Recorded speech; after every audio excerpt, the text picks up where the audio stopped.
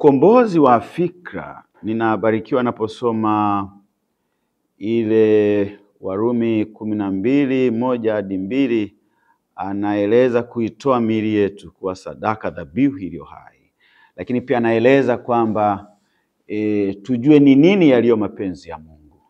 Kwa tuliokombolewa, haijalishi ni usiku ama ni mchana, lakini tujue ni nini yaliyo mapenzi ya Mungu. Kwa hiyo majira haya ya ufufuko tumetembea vizuri, majira ya Kwaresima yaendelee kuwa ni maisha yetu, na ufufuko huu tunapofurahi furaha za ufufuko, tuendelee kutembea katika maadili yetu ya kila siku, si maisha ya ukinyonga kwamba leo nabadilika, leo nakwenda isivyo. Kwa hiyo si kweli kwamba sasa ndo nafungulia kila kitu, lakini mtu ambaye amekombolewa fikra anajua moja ni moja na mbili ni mbili.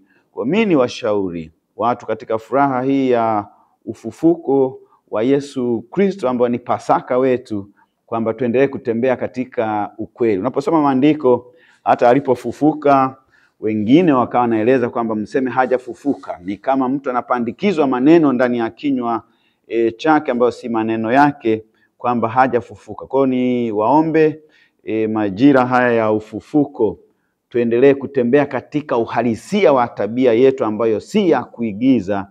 Ndio ni ushauri wa kwangu. Tuepukane na rushwa, kwa sababu tunaposoma pia maandiko haya kwamba alipofufuka wengine akapewa hata fedha kwa mseme hajafufuka. Kwa hiyo daima tuendelee kutembea katika ukweli wa siku zote, si majira ya kuweza kwenda kufungulia uovu. Maana tukikombolewa ukajua ni nini yaliyo mapenzi ya Mungu, hutaweza kufanya haya. Ni siku moja nikawa namtafakari Yusufu, wamekaa huko na mwajiri wake mke wa Potifa, na anasema nifanyeje ubaya huu nikamkose Mungu. Huu ni ukombozi wa fikra, ukombozi wa imani. Kwa katika furaha hii ya ufufuko wa Yesu Kristo, na ambaye ni nguvu yetu, ni furaha yetu, waombe tuendelee kujisimamia Mungu ambaye yupo kila mahali, sawa na Zaburi ya 139 kwamba niende wapi nijiepushe na uso wako Bwana. Kwa kila binadamu popote awapo, hofu ya Mungu iweze kuwa juu yake, na neno la Mungu likitukaa litatuongoza, litatushape namna ya kusema, namna ya kufikiri na namna ya kutenda. Tuendelee kutembea katika uadilifu kama sehemu ya maisha yetu ya kila siku, na tuendelee kutunza amani, maana amefufuka, anasema amani iwe kwenu. Kwa tuendelee kutunza amani, lakini tuendelee kutenda haki mara zote.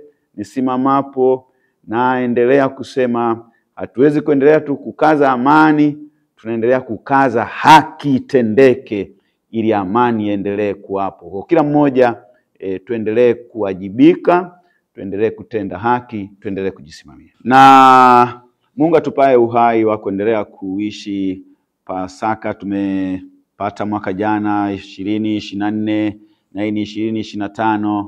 Ni kwa huruma zake Mungu kwamba tupo tunaishi kwa katika furaha hii ya Pasaka 20 April 2025, kwamba tuendelee kuitunza furaha, tuendelee kufurahi. Niwatakie baraka zake Bwana.